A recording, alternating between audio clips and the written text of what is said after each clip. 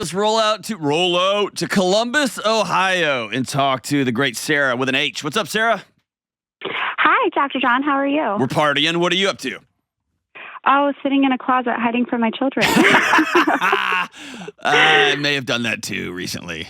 Oh, it's so like quiet and dark in there. It's nice. It's nice. It's so nice. All right, so what's up besides the fact that you're hiding from your children in a closet? So my question is, how can I learn to be more vulnerable with my husband after months of emotional abuse? Whew, not very easily. No, it's not very easy. I can give you a little bit of background. Tell me about the emotional abuse.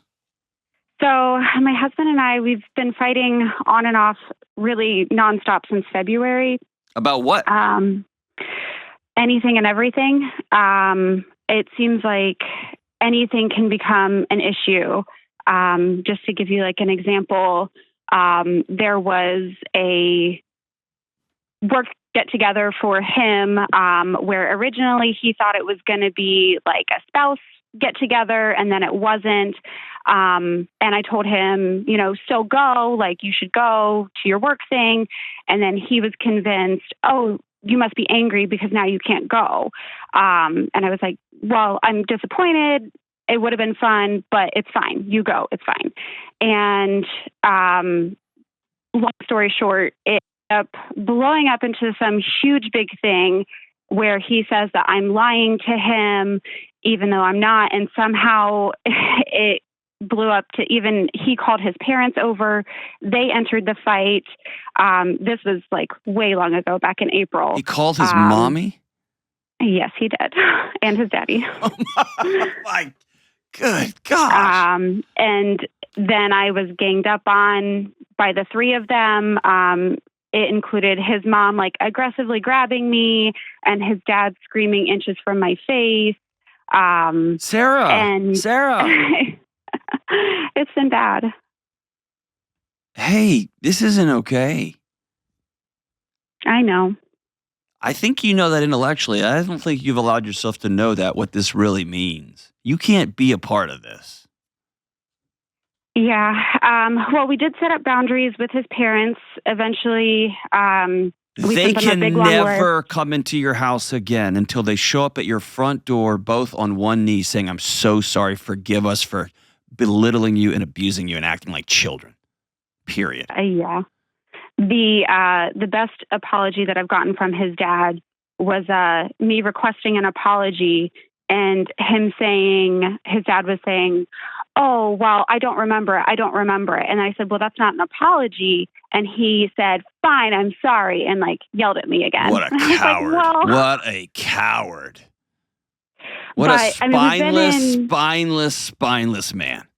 Wow. Very much so. And your husband, is he defending you? Eventually he did. That's kind of one of the things that I struggle with is sometimes when, his parents haven't been coming around because, like I said, that was back in April. And I have insecurities like, are you angry with me that your parents aren't coming around? Because it used to be, it was like a weekly thing coming over all the time. And then, he just kind of shuts down when we talk about his parents. And I'm like, well, I don't want you to hate me. Like, I still want you to have a relationship, but they need to treat me well. And he just is like, I just don't want to talk about it. And I'm like, that's really invalidating to me. Well, it's not invalidating. I mean, that sounds kind of like, I don't know.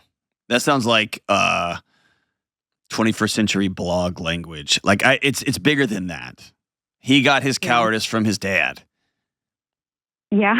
Because let me be super clear. I love my mom and dad to the moon and back. They're amazing. And if my father got inches from my wife's face and was screaming, whoo, baby. Yeah, he sat in a chair and watched it all happen. Right. My mom, I'm almost borderline laughing if it wasn't so heartbreaking. Like trying to picture my mom grabbing my wife. Well, and it was after I had just expressed, I forget how it even came up.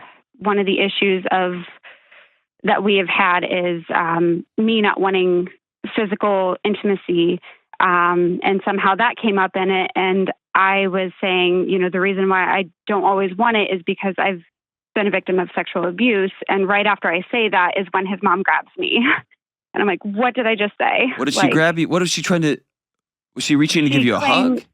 No, she claimed that she grabbed my arm because I was like 3 feet from her and I was talking with my hands. And she said that she was afraid I was going to hit her.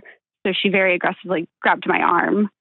And I mean, I didn't raise my hand or anything. I was just like moving my hands. The whole thing shouldn't have been set up. So this sounds like a mess. So it is. Ask me your original question again, because I don't think it's the right question, but ask me again. How can I learn to be more vulnerable with my husband after months of emotional abuse?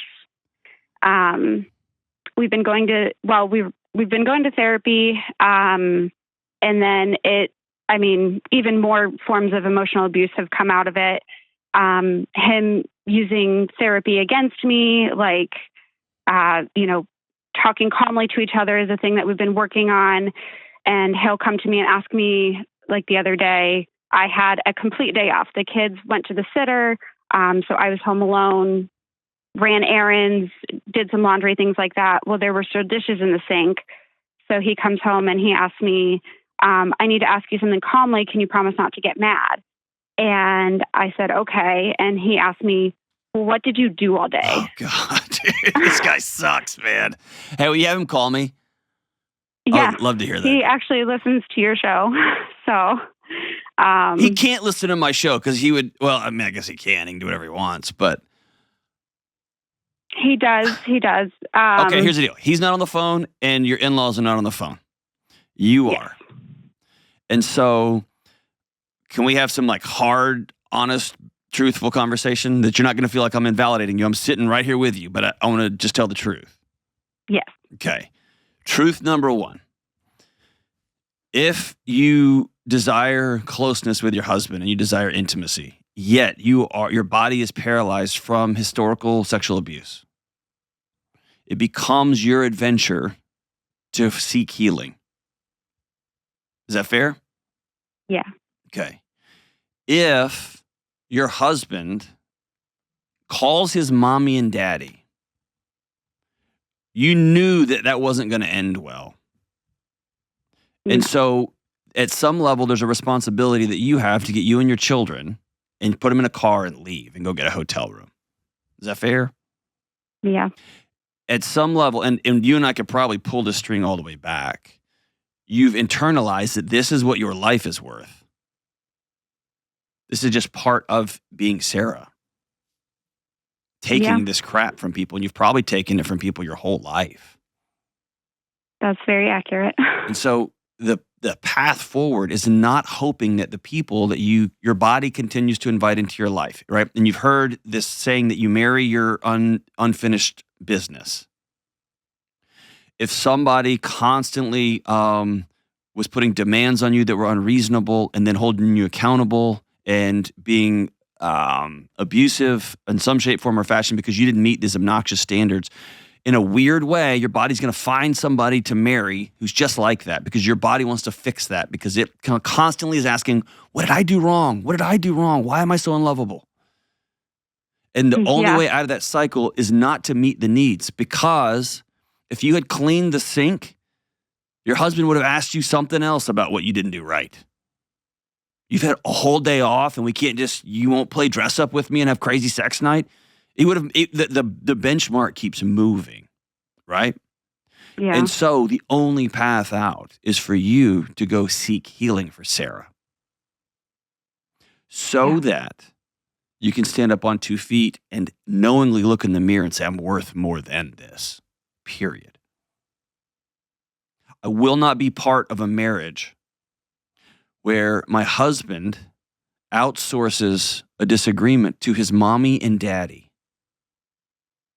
And one of his parents puts their hands on me in an act of aggression, and the other parent screams in my face. In my home. Sarah, it's your home too, right? Oh, believe me, I screamed that back. Okay, well, that doesn't help either, right? That doesn't help either. No, it didn't, but they're not welcome there. Yeah. And the fact that your husband won't talk to you is a way that he is still owning power over you. You quote unquote won because mom and dad don't get to come around anymore. So the way he's going to get power back is by, he used to get power by puffing his chest up. And when he needed backup, he called mommy and daddy. You took that away. Good for you. You put a firm boundary. Good for you. And so now he's going to grab power by grabbing the rope and swimming underwater. He's still going to drag the boat around with, I don't want to talk about it. It's too hard. Right? Yeah. Yeah. And now he used to have power by being loud and abusive and pretty ugly. And now he's got power by woe is me and guilt and sadness and oh my gosh. And that's the big thing I keep telling him. I'm like, clearly, if that was the household that he grew up in and that's where he learned things, then I keep telling him, you need to go to therapy. Yeah, but hold on. When you do that, he has to wall up on you because his mom and dad have been beating him up his whole life. Yeah. And he married his unfinished business too. Yeah. Right? And so this is uncomfortable to say out loud, but you could probably see shadows of yourself in them. Fair? Yeah. That sucks, doesn't it?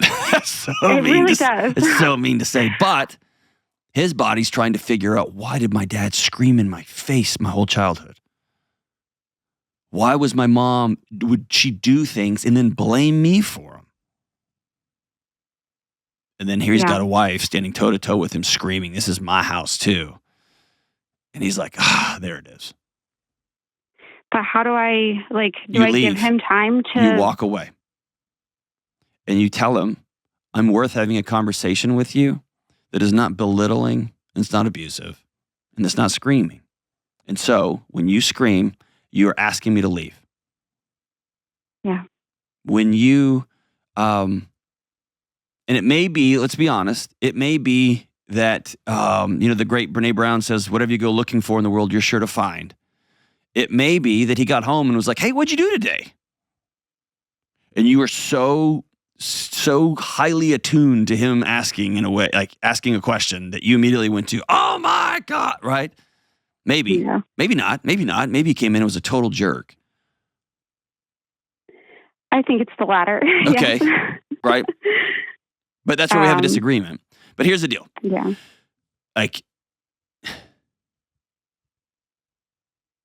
You haven't called it, but you're done. And kind of, yeah. You're done with what was. How about that? You're done with the marriage that you had. I don't know that you're done with, would you build something new if he was into? I want to. I know. And that's the big struggle is he had his very first individual therapy appointment. And he's been very kind, very loving the past week. So I really want to believe that he's going to turn a corner. It's not how it goes. You can't pick up a basketball for the first time and start shooting free throws and be like, I really want to be the best free throw shooter in the world. It's going to take years of practicing every day. Yeah. And so you had a good first week. That's awesome. That's a huge win. It's a huge win. He's having to completely change his nervous system, as are you. Yeah. Y'all are both having to learn completely new skills on how to interact with people because your interactions with the people who are supposed to love you were hell, and so were his. And so we're not I just want to go all in. We are, but we're going all in by practicing like crazy. And we're going to celebrate the good moments, and we're going to call out the rough moments, the tough ones. Yeah. And so when you first called and I said, how do you rebuild trust? It takes a long time. And it's hard. It's very hard. Yeah. And I want to be the wife that he wants and needs because that's all he keeps telling me, his love language is physical affection. Mm-hmm. And I really want to be able to give it to him, but I just, especially with my history, it's so hard. It's so hard. So two things. Number one, I think history is a part of it. But I think the bigger part of it is you have to be honest about your lack of attraction to a man that sat by and watched his parents come after you. Yeah. it's easier to point back to historical trauma than it is to look at the man that you married right across from you that you've got kids together with and say, you were such a coward, you let me take it on my own. That's harder to deal with, I think, because there's trauma counseling, there's processes, there's plans for how to work through historical trauma. They suck. I've been there. I've had my own. They're awful. But man, I'm on the other side of it, and it's amazing. Yeah. It's hard to look at that dragon, though, in the bed next to you and say, I'm not attracted to you because you're a child. You're a coward. Yeah. And he can say all day long. I've been too scared to say. I know.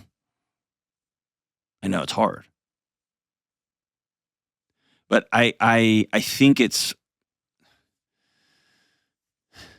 because you see how y'all are in this, and I could just call it the dance. I wish I had a better language from it. I took that from Esther Perel. There's just a dance. There's just a dance and a dance and a dance. And the dance is, I would be braver if you slept with me more. And I would be able to stand taller if you would say you're proud of me and you respected me and you just surprised me by taking your shirt off in the middle of the day. Like, I want all these things.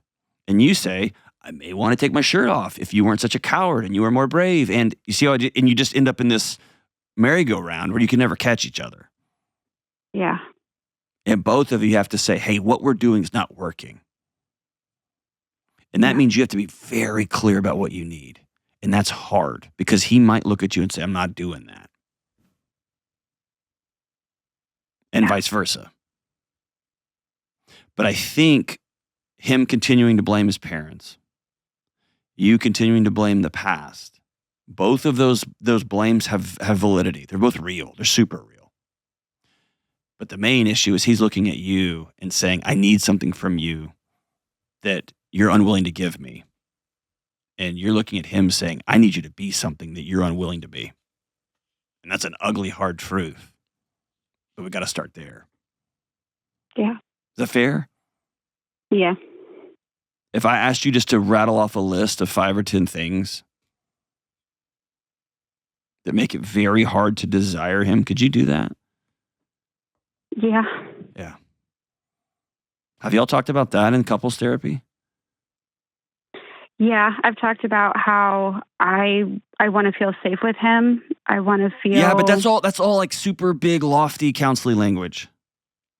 I just want to feel safe with you. What does that mean? That means when you walk in the door, you put your phone in your bag and you don't take it out and you look me in the eye and you hug me. Like, you see what I'm saying? Like, there's a level of clarity because his picture of what safe means, I'll just say it in my house. What safety meant for me was that I'm gone all the time and that I make as much money as I possibly can. That's how I thought my wife wanted to feel safe. Yeah. And it wasn't until we were on the brink that she said, safety means walk in the door, put your phone away, don't get your laptop out, and just let me know that I have value to you. And I was like, oh, crap, I don't know how to do that. So I had to learn a new set of skills real quick. Yeah. But when you're in counseling and you just have that lofty language, you see what I'm saying? Like, I just want to feel desired. No, what does that mean? You see what I'm saying? Yeah. I mean, I've told him, I don't want you to yell at me. Don't yell at the kids. Don't slam doors in anger. Don't punch walls. So I want you to flip it around. I want you to take ownership.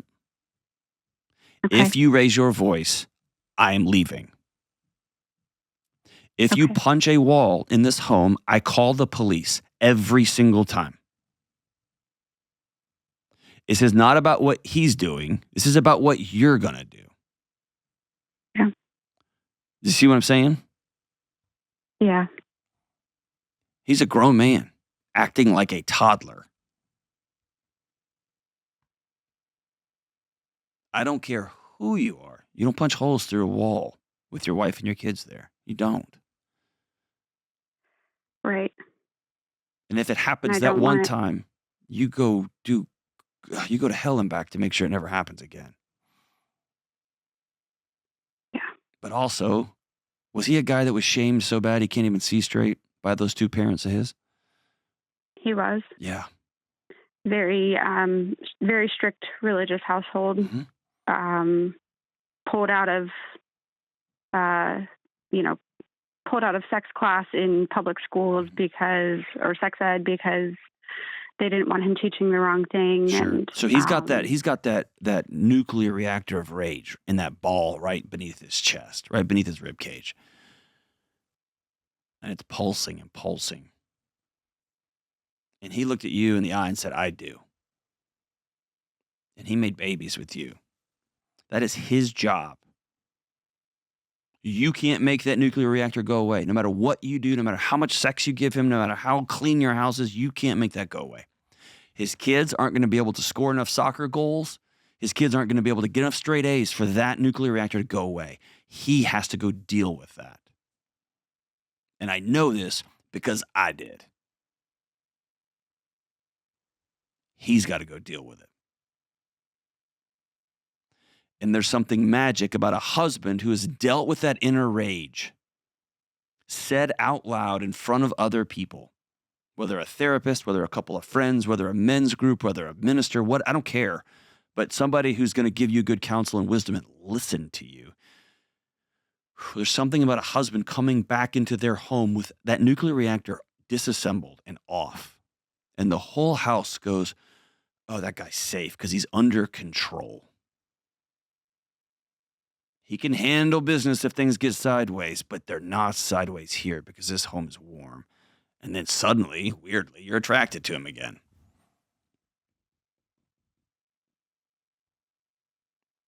It's a vicious, vicious cycle that at the end of the day, you've got to take ownership of and say, I can't make you not hit the hole in the wall, but I will leave you because me and my kids' safety are worth more than that. I can't make you be disgusted by your parents. They're not welcome in my home because they put their hands on me and they're too cowardly to say they're sorry. I think it's time for y'all to sit down in front of a counselor together, a neutral third party, and stop using counselory language and be very specific and clear. I need this, and I need this, and I need this. This is not you have to and you have to. This is what I need. And he gets to do the same. And then you'll have to make a hard, challenging, grown-up decision by looking at each other and say, I'm willing to commit to trying to make that happen. I'm going to practice it over time. Are you still in? That's where y'all are. The scary, scary moment in your marriage. I do 1,000% think y'all can turn the corner. I've just seen it happen too often. I think you can. But I think you've got to be very, very real. You'll have to choose reality in a stark way right now. And you'll have proven to yourself that y'all don't have the skills to do it together. So you need to get on your own. So you need to get somebody else to mediate. Whew. Tough season. Call anytime. Anytime. And if your husband wants to call and provide the other side of the story, which there always is one, I'd love to hear it. I'd love to hear it.